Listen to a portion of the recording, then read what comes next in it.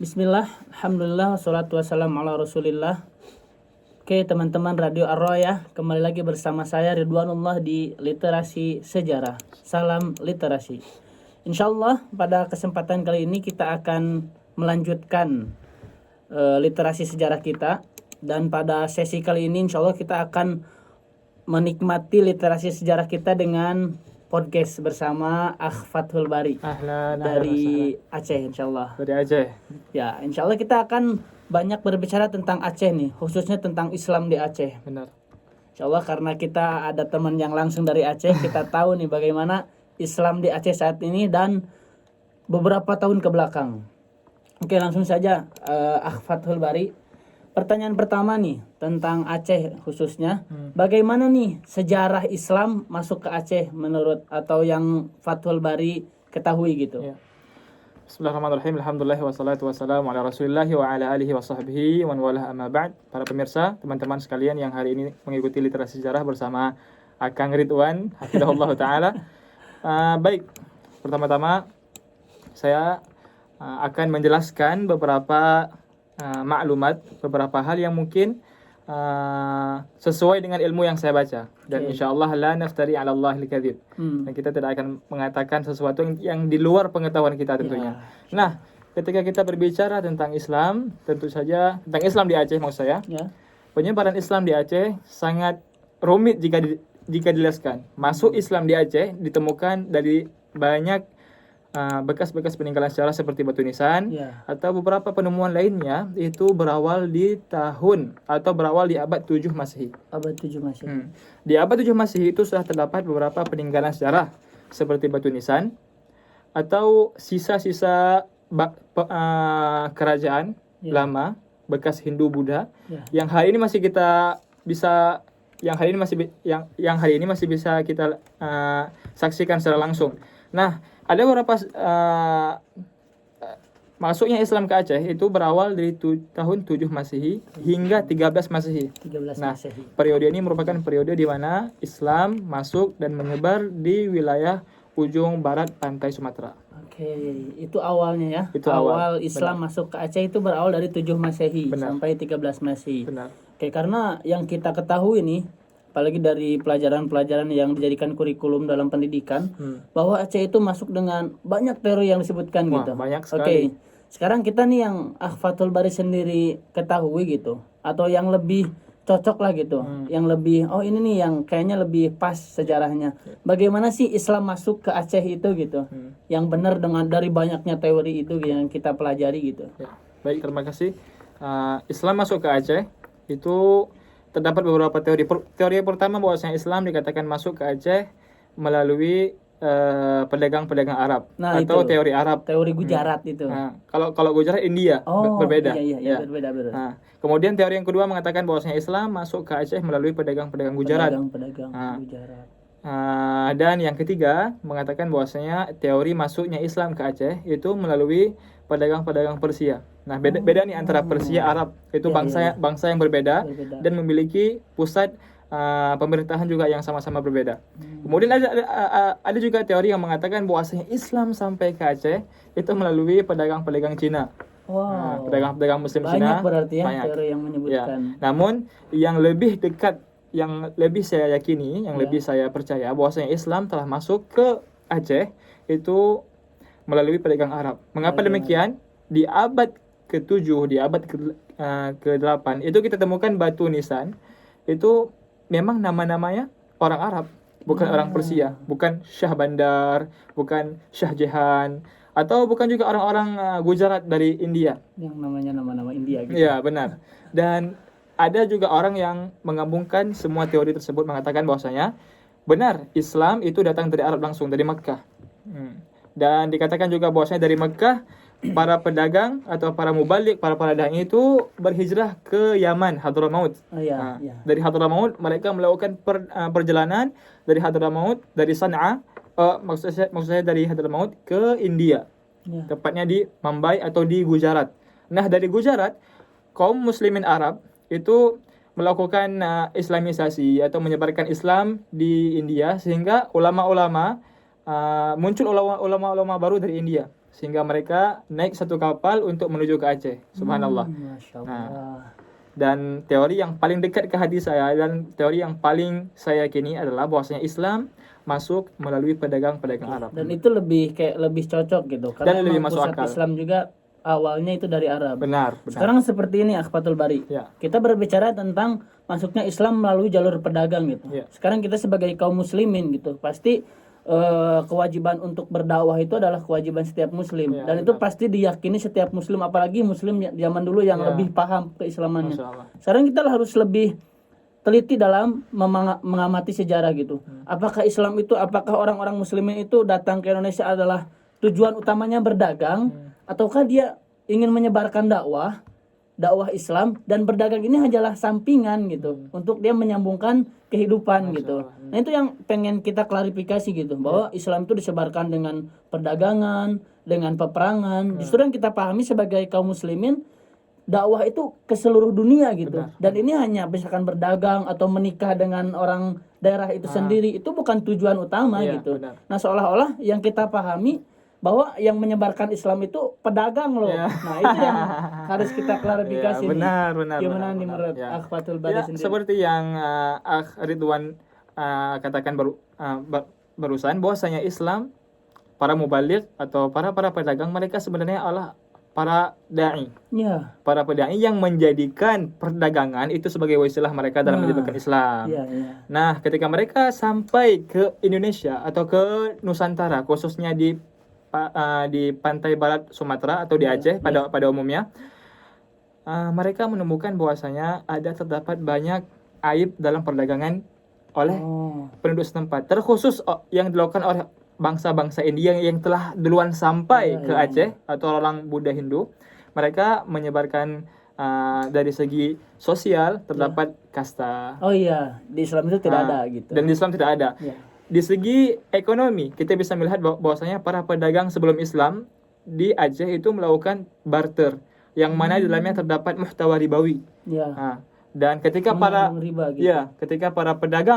ketika para mubalik Arab datang, mereka menjadi pedagang sekaligus mengajarkan bagaimana muamalah Islamiah yang benar. Nah itu dia. Jadi sebenarnya yang harus kita tekankan itu gitu, bahwa pedagang di sini dia paham agama loh. Paham banget. Dia pengen membenarkan atau meluruskan bahwa di dalam Islam pun dagang itu diatur gitu. Ya, benar. Bahkan di zaman para sahabat pun banyak gitu para sahabat yang menjadi saudagar kayak itu dengan cara berdagang Masya gitu. Allah. Seperti Abdurrahman bin Auf, Utsman bin Affan gitu. Banyak para sahabat Rasulullah yang menjadi pedagang yang paham nih cara berdagang Islam tuh seperti ini. Benar. Dan ini yang kita bisa simpulkan teman-teman semuanya gitu, bahwa Islam masuk ke Indonesia. Oke, misalkan kita paham melalui pedagang. Tapi ingat teman-teman, itu bukan tujuan para dai untuk berdagang, misalkan menyebarkan atau pengen menjadi kaya. Itu bukanlah tujuan utama gitu. Namun Bahkan wasilah. wasilah atau cara gitu ya untuk menyambung kehidupan. Benar sekali. Dan yang kita baca nih, yang Ana pahamin juga dulu ketika di kurikulum pendidikan gitu waktu SMP SMA, bahwa Islam itu yang Anda pahami dengan berdagang, terus dengan menikah gitu, menikahi orang pribumi, terus menjadi banyak lah. Jadi yang Anda pahami, karena Islam menjadi banyak di Indonesia itu karena orang Islam yang dari luar banyak terus menikahi gitu. Itu kayak sekarang Islam di Indonesia yang begitu luas menjadi mayoritas gitu. Benar. Maksudnya kayak sebelumnya emang yang belum paham Islam secara utuh gitu, kok bisa langsung nerima dan menjadi mayoritas gitu. Benar. Itu yang menjadi pertanyaan Ana gitu. Dan setelah banyak sedikit literasi lah, baca-baca sejarah gitu, ternyata sejarah kita tuh ada yang menyembunyikannya gitu, Akhfatul gitu. Banyak sih ketika anak, salah satunya kitab yang ditulis Edgar Hamas itu yang Untold Story itu mengungkap bahwa sejarah Islam tuh banyak yang disembunyikan gitu. Benar, banyak sekali gitu. Banyak sekali. Khususnya kita juga di Nusantara nih gitu. Benar. Di negara kita. Oke. Itu teman-teman tentang masuknya Islam ke Aceh. Kita lanjut dengan pertanyaan selanjutnya. Sekarang kita lihat gitu bahwa Aceh itu sangat identik sekali dengan Islam. Benar. Apakah ketika adanya hudud atau hukuman potong tangan itu khususnya pasti dari Islam gitu. Benar. Dan apa nih yang membuat Islam tuh menjadi identik sekali gitu dengan Aceh gitu. Sekarang bahwa Aceh tuh kental sekali keislamannya. Apa tuh salah satu teorinya atau salah satu pengaruh Islam tuh menjadi identik di Aceh gitu. Ya, baik, terima kasih tentang bagaimana bisa Aceh disebut sebagai bagian atau wilayah yang paling identik dengan Islam. Itu sebenarnya dikarenakan faktor sejarah Ya. bahwasanya di Aceh berdiri banyak kerajaan-kerajaan Islam seperti Samudra Pasai, Samudra Pasai. Kerajaan Perlak, Kerajaan Pedir, Kerajaan Lamuri, Kerajaan Darul Kamal, Kerajaan Mukutai, kemudian berdiri Kerajaan Aceh Darussalam yang mampu menggabungkan semua kerajaan Islam di satu bendera. Nah, ketika Kerajaan Aceh Darussalam berkuasa, kekuasaan mereka sampai dari yang pusatnya Banda Aceh atau Kota Raja, Ya. yang artinya kota yang para raja, Kota Raja. Kota Raja Kota itu Raja. artinya. Nah, itu kekuasaan mereka sampai ke ujung Pulau Sumatera kecuali bagian Lampung. Jadi Aceh Luas berarti ya. Masya Allah luas. Bahkan mereka juga melakukan ekspansi militer, jihad atau melakukan ekspansi militer melakukan hubungan dengan negara-negara yang ada di Semenanjung Melayu seperti atau yang kita kenal hari ini Malaysia secara umum. Malaysia. Dan bahkan kekuasaan Aceh juga sampai ke sana dan Brunei Darussalam. Subhanallah. Dan mengapa Aceh identik dengan Islam? Karena semua lini kehidupan orang-orang Aceh itu indah banget. Itu mereka masyarakat Aceh merasa bahwasanya Islam itu udah paling luar biasa mencakup semua lini kehidupan mereka. Wah, Masya Allah. Nah, ketika semua lini kehidupan mereka itu disinari oleh Islam, Ya. maka mau tidak mau, dan orang-orang yang malas sholat pun mereka tetap bangga dengan keislamannya, subhanallah. Dan hari ini kita bisa melihat bahwasanya apapun latar belakang orang Aceh tersebut, tapi dia bangga bahwasanya dia orang Aceh Muslim, subhanallah. Wow, Masya Allah. Itu berarti salah satu kesuksesan dakwahnya Alhamdulillah. yang disebarkan oleh ulama-ulama kita terdahulu. Dan para mubalik Ya. ketika di era-era kerajaan Aceh Darussalam sebelum runtuh, itu mereka benar-benar melakukan tasqiful mujtama, yaitu bagaimana memberikan wawasan kepada mujtama. Dan kita bisa melihat Al-Quran hari ini yang kita baca, yang ada terjemahannya, itu tidak luput dari andil oleh Syekh Abdul Rauf As-Singkili yang berasal dari Singkil Aceh. Masya Allah. Dan Masya Allah, pahala beliau mengalir ke seluruh negeri-negeri yang ada di Nusantara hari ini seperti Singapura, kemudian Malaysia, bahkan Patani yang ada di Thailand Selatan, kemudian Brunei Darussalam, dan Indonesia secara umum. Subhanallah, Masya Allah. Keren penyebaran Islam di Aceh itu, Masya Allah. Sangat intensif. Jadi bukan hanya dari satu sisi gitu. Iya. Banyak sisi yang menjadikan Aceh itu kenapa identik sekali, karena orang-orang Aceh tuh udah paham gitu bahwa ketika kita berpegang teguh ke Islam, semua aspek kehidupan tuh lengkap gitu. Benar. Makanya tidak ada pilihan lain. Maksudnya bukan terpaksa, bukan juga terpaksa, tapi mereka udah merasakan indahnya Islam gitu. Dan Lengkapnya sampai Islam, bisa kita katakan bahwasanya Islam adalah harga mati, yang lain boleh terganti. Allahu Akbar. Dan itu menjadi pepatah dan slogan orang-orang Aceh dari dulu sampai sekarang. Sampai sekarang. Allahu Akbar. Masya Allah. Masya Allah ya. Insya Allah lah.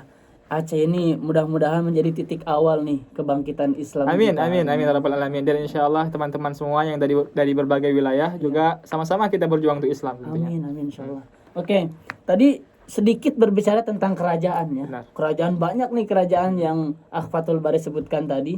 Yang paling terkenal atau yang sering kita dengar tentang Sultan Iskandar Muda nih. Masya Allah. Sudah banyak juga kan di Aceh udah jadi nama bandara gitu. Benar. Banyak lagi itu pasti buat orang Aceh sendiri gak asing nama Sultan Iskandar Muda ini. Benar. Oke, sekarang kita berbicara sedikit nih tentang bagaimana Sultan Iskandar Muda ketika menjadi sultan di Aceh. Ya.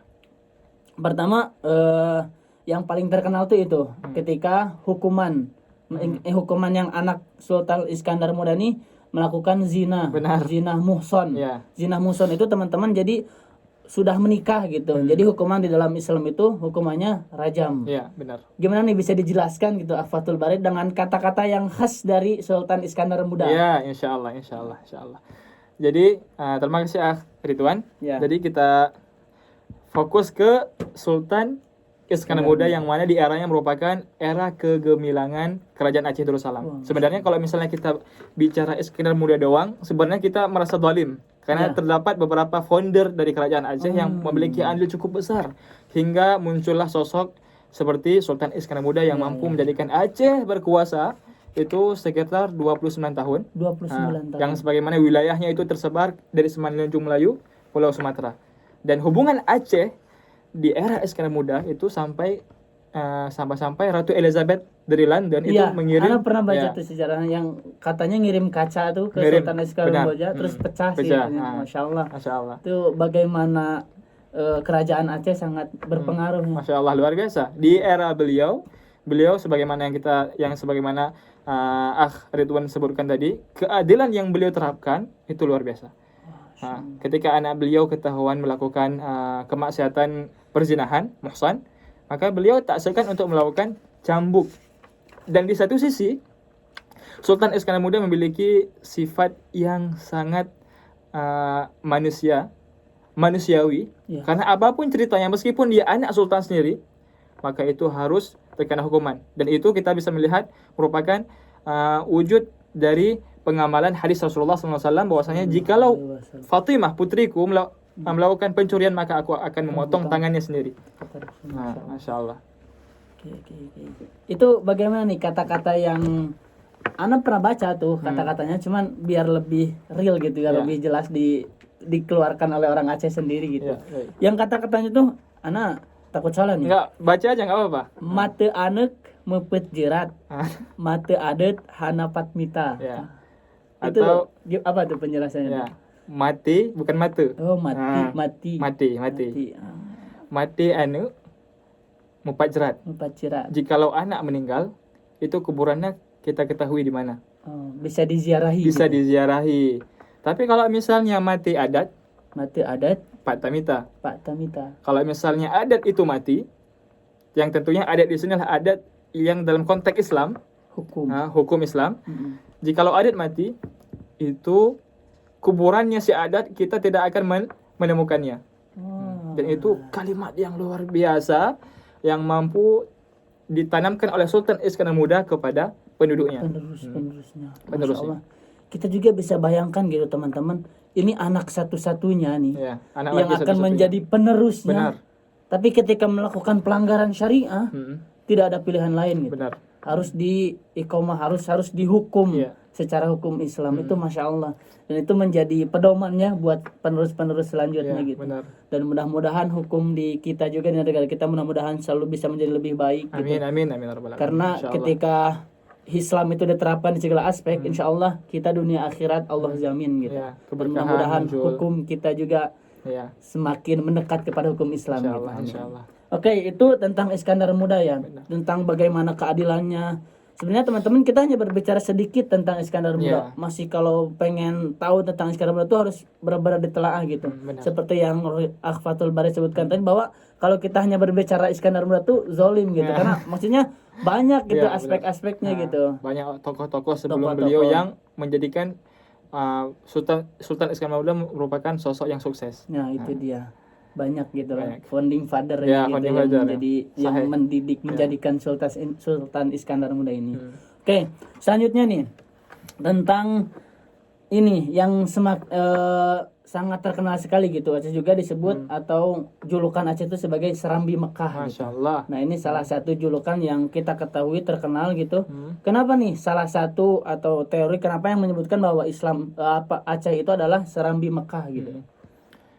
Alasan utama mengapa Aceh disebut sebagai Serambi Mekah dikarenakan terdapat banyak ulama di Aceh yang memainkan peran akan membimbing masyarakat. Dan yang kedua, kita mengetahui bersama bahwasanya Aceh merupakan wilayah paling ujung Nusantara. Jamaah haji yang dari Malaysia, jamaah haji yang dari Thailand, jamaah haji yang dari berbagai wilayah di Nusantara itu, jikalau mereka ingin melakukan ibadah haji, maka Aceh merupakan pelabuhan terakhir untuk mempersiapkan bekal dan ilmu manasik haji di Aceh. Maka disebut Serambi Mekah. Nah, karena pelabuhan Ulele merupakan pelabuhan paling terujung yang ada di wilayah Nusantara, maka Aceh disebut sebagai Serambi Mekah. Selain itu, terdapat banyak pertukaran ulama. Bayangkan, jikalau kita hari ini mengetahui pertukaran mahasiswa, maka di era Sultan Iskandar Muda terdapat pertukaran para ulama. Masya Allah. Pertukaran para ulama, dan sangat-sangat kami rasakan hari ini bahwasanya ulama yang di abad 17, tepatnya di era Sultan Iskandar Muda, itu melakukan pertukaran ulama antara ulama Serambi Mekah dengan ulama Mekah langsung. Jadi terdapat tabadul al-ulum, Ya, terdapat gitu. pergantian pengetahuan.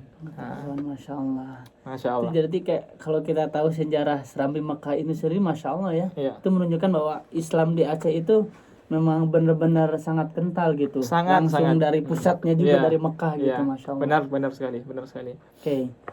Sekarang nih terakhir lah, pertanyaan terakhir sebelum kita tutup nih Iya. podcast kita kali ini tentang Islam di Aceh. Hmm. Kita gimana nih kondisi Islam di Aceh saat ini gitu. Saat ini apakah Islam itu dengan banyaknya kejadian-kejadian di Aceh atau apapun, apalagi setelah terjadinya musibah ujian dari Allah Iya, gitu, benar. tsunami Aceh gitu. Apakah itu mempengaruhi terhadap penyebaran Islam di Aceh enggak gitu? Baik. Atau bagaimana gitu? Ini soal pertanyaan yang paling luar biasa yang insya Allah akan saya jawab secara syibhu mufassal insya Allah. Secara Ringkas gitu. seringkas-ringkasnya. Oke. Oke, ketika Islam menjadi agama resmi, kerajaan-kerajaan yang ada di Aceh, kemudian datang kerajaan Aceh Darussalam, menjadikan semua kerajaan di bawah satu bendera Darussalam, Aceh Darussalam. Nah, ketika itu usaha Aceh untuk mengkuatkan Islam itu luar biasa. Kita bisa melihat upaya Sultan Iskandar Muda menyebarkan Islam ke negeri Melayu yang masih belum Islam itu sangat gencar. Kita bisa melihat bagaimana upaya Sultan untuk mendekati suku Batak. Tapi sebagian di antara mereka ada yang masuk Islam dan sebagian lagi ada yang bertahan kepada agama hingga datang kolonialisme di abad 18 hingga mereka masuk ke agama para kolonialisme atau penjajah. Nah, ketika kita berbicara tentang Islam di Aceh, dan patut kita ketahui bahwasanya etnis di Aceh itu banyak sekali, Kang Ridwan. Banyak. Ya. Karena bukan cuma etnis Aceh doang. Ya. Di Aceh itu ada etnis Gayo yang kita kenal hari ini dengan kopi Gayo. Oh iya. Sering dengar tuh dari dan mahasiswa Aceh. Di Aceh juga ada suku Tamyang, Suku Tamyang Muslim. Mereka orang-orang Melayu. Oh. Mereka kemudian di Aceh ada suku Singkil, tempat berasal dari Syekh Abdul Rauf As-Singkili. Oh iya. Kemudian di Aceh juga ada suku Alas. Dan mereka tinggal di Aceh Tenggara. Kemudian di Aceh ada suku Semulu. Tempat di mana Ustaz Furqan dahulu tinggal di sana juga. Kemudian ada suku Devayan, ada suku Haloban. Kemudian ada juga etnis Jawa, Sunda yang datang di era transmigrasi Soeharto. Ada juga. Dan tak kita lupakan juga bahwasanya di Aceh juga ada etnis Cina. Kemudian India. Oh, ada juga Cina di Aceh ya? Cina, wah. Ada satu jalan itu namanya Penayung. Wilayah Penayung itu mayoritas orang Cina. Kemudian ada juga orang-orang India. Di antara mereka banyak sekali yang masuk Islam, terkhusus di wilayah Samalanga. Itu keturunan India Kling. Tapi dia Islam gitu keturunan. Islam, benar Islam. Dan masih ada yang masih berada di agama mereka. Termasuk saya ada keturunan ke India-Indiaannya. Tapi jauh, di nasab ke-6 nasab. Dari pihak ibu khususnya. Nah, Islam, suku-suku inilah yang mampu menjadikan Islam itu bagian yang paling identik. Ketika kita berbicara di Aceh, ketika kita berbicara Islam di Aceh, itu tidak menjauhi perbincangan bahwasanya Aceh itu menghadapi konflik. Pernah konflik sangat lama, konflik dengan Belanda, kemudian konflik sama kaum Ule Balang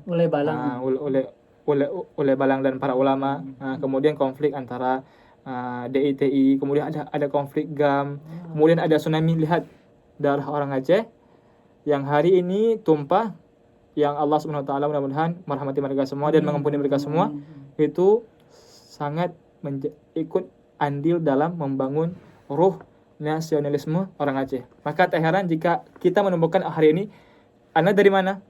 Saya orang Aceh, dari Aceh. Karena saya bangsa Aceh. Karena kenapa? Bangsa berasal dari suku-suku yang terkumpul menjadi satu.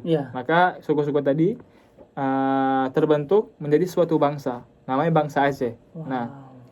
Nah, ketika kita berbicara Islam di Aceh hari ini, jawabannya adalah hari ini alhamdulillah Islam di Aceh 98%. 98%. Ya, itu Muslim.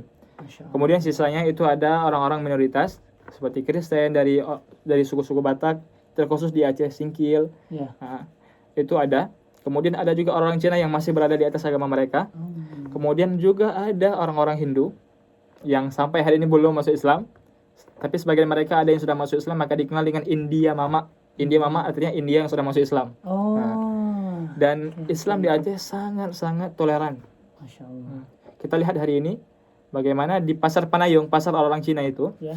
itu orang Aceh sangat menghormati agama warga di Penayung, dan orang-orang di Penayung juga sangat menghormati kebijakan pemerintah ketika misalnya ulang tahun tahun baru. Ya. Ya, karena di Aceh itu nggak ada tahun baru, ya, nggak ada bioskop juga nggak ada. Oh iya, Ya. ya, pernah tanya tuh salah Ya. satu teman kan. Jadi alhamdulillah semua elemen masyarakat baik itu yang muslim dan non muslim itu sangat menghargai Islam di Aceh, dan hari ini Islam di Aceh begitu kuat. Di setiap desa di Aceh itu ada satu atau dua masjid, itu wajib. 1 atau 2 masjid. Itu wajib. Wow. Kemudian hampir di setiap kampung di Aceh itu ada yang namanya zawiyah. Apa tuh? Zawiyah, tempat di mana para talibul ilmi belajar menuntut ilmu di sana, dan hari ini dikenal dengan dayah. Hampir di setiap kampung itu ada zawiyah. Dan zawiyah itu bisa kita katakan seperti pesantren. Nah, Dan besar sekali. Wow, Masya Allah. Nah, bayangkan setiap tahun Aceh mampu menghasilkan ratusan ribu para santri. Oh, Masya Allah. Dan itu terus berlanjut, nggak akan berhenti. Dari Masya Allah. generasi Iya. dakwah ya, generasi Jadi Islam. seperti itulah sekilas info bagaimana Islam di Aceh hari ini, dan tentunya tanpa menutup mata sebelah Ya. bahwasanya perlu bagi para mujaddid, perlu para asatizah, para ulama untuk terus membimbing masyarakat Aceh ke depannya. Karena apapun cerita kita hari ini menghadapi ghazwul fikri, Ya, itu. perang pemikiran, mereka bermain dari hal logika, tulisan, Film luar biasa, dari segi media, perfilman, dan luar biasa. Dan saya harapkan ke depannya bagi aktivis-aktivis Aceh, khususnya yang memperhatikan sisi sejarah Aceh dan masa lalu emas Aceh, itu hendaknya kita paling tidak bisa lah ada film sejarah Aceh sebagaimana yang dilakukan Turki hari ini. Lihat, Turki tenggelam dalam sekularisme yang sangat dalam. Masya Allah. Tapi lihat wujud orang-orang aktivis Islam yang ada di Turki, anak-anak muda Islam yang ada di Turki, yang memiliki ghirah li taghyir di Turki, itu mereka membuat dunia perfilman. Dan sangat indah rasanya jikalau di Aceh itu ada film Iskandar Muda. Iya. Bagaimana Iskandar Muda dengan gagahnya, kemudian para utusan dari berbagai negara, dari Eropa, dari Arab, dari Afrika, itu berdatangan dan memenuhi bandar Aceh ketika. Kita bisa bayangkannya bagaimana Iskandar Muda ketika memimpin Aceh. Masya Allah, kita merindukan sosok seperti itu hari ini. Oke teman-teman, ini Masya Allah kalau kita berbicara Islam di Aceh ini sangat luas sekali ya. Luas Sekali gitu. Ini hanya sedikit tentang Islam di Aceh. Buat teman-teman yang ingin lebih mengetahui gitu literasi sejarah tentang Islam di Aceh khususnya, mudah-mudahan bisa langsung datang lagi sih. Insya Allah nanti Anda mau ke Aceh. Ya, Anda sambut insya Allah. Amin, insya Allah. Kita sambut pakai tarian saman ya. Oh iya, yang pernah dipakai di itu tuh di SEA Games. Ya benar. Oh iya, Masya Allah tuh. Sangat terkenal sekali ya. Insya Allah teman-teman, sebelum kita tutup, teman-teman kita bahwa harus pahami bahwa semuanya tentang literasi sejarah ini, tentang kita menjelaskan Islam, khususnya sekarang kita membahas Aceh gitu. Ini salah satunya untuk mengembalikan lagi bahwa Islam itu disebarkan dengan keindahan gitu, disebarkan dengan Masya Allah gitu, dalam aspek kehidupan yang ketika Islam diterapkan itu seluruhnya tercakup gitu. Dan ini salah satu acara kita, literasi sejarah ini salah satunya Akhfatul Bari, untuk kembali mengetahui izah Islam itu sendiri gitu.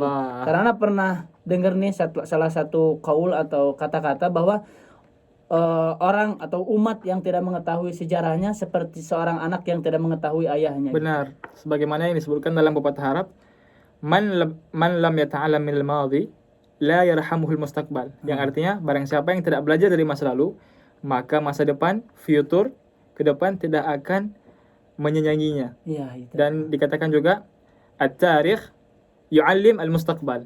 Tarikh mengajarkan masa depan. dan berikan kita harapan bahwasanya masih ada kesempatan untuk kita melakukan perubahan sebagaimana yang telah yang telah dilakukan oleh para pendahulu kita. Para pendahulu kita, Masya Allah. Luar biasa acara ini, Kang Ridwan. Saya terus mendukung insya Allah. Nah, insya Allah mudah-mudahan ini terus berlanjut ya. Amin. Ini salah satu cara kita khususnya gitu Ar-Royah untuk menyebarkan Islam gitu, Iya, untuk memahamkan lagi khususnya di aspek para pemuda gitu. Iya, benar. Bahwa pemuda ini emang ujung tombaknya umat Ujung gitu. tombak, benar-benar ujung tombak, ujung panah. Nah, itu Ya. dia. Kalau misalkan ujung tombaknya ditumpul, kita nggak akan bisa menggapai Kacau. gitu. Ya, benar. Dan kita lihat teman-teman bagaimana westernisasi kita tuh buat orang-orang barat bagaimana mempengaruhi pemikiran-pemikiran pemuda gitu. Alhamdulillah. Mudah-mudahan ini menjadi jihad kita gitu teman-teman gitu. Karena seperti yang kita pahami bahwa zaman itu adalah sejarah yang terulang gitu. Iya, Sejarah yang terulang. Tinggal kita ingin memilih dari pasukan mana nih kita akan berperang gitu. Masya Allah, Kita akan mengambil benar, gitu. benar. Oke teman-teman, kita cukupkan sekian. Iya. Insya Allah ini masya Allah literasi atau podcast sama Akhfatul Bari, masya Allah sekali ya. Mudah-mudahan teman-teman kita bisa mengambil banyak ilmu dari yang beliau sampaikan juga, yang kita sampaikan, dan mudah-mudahan banyak penerus generasi Islam yang semakin memahamkan Islam gitu. Amin. Dengan salah satunya literasi sejarah ini supaya kita mengetahui bagaimana Islam sebenarnya gitu. Bagaimana Islam disebarkan, bagaimana Rasulullah menyampaikan risalah ini Masya gitu. Allah. Oke teman-teman, kita cukupkan sekian, sudah lebih dari setengah jam ya kita berbicara. Nggak terasa ya? Ya. Insyaallah. Mudah-mudahan ini menjadi amal soleh buat kita, menambahkan kebaikan kita dan mengantarkan kita ke surganya Allah. Amin. Oke, tutup saja dengan doa kifaratul majelis. Subhanakallahumma bihamdika asyhadu an la ilaha illa anta astaghfiruka wa atubu ilaik. Oke, teman-teman, sampai jumpa. Salam literasi sejarah.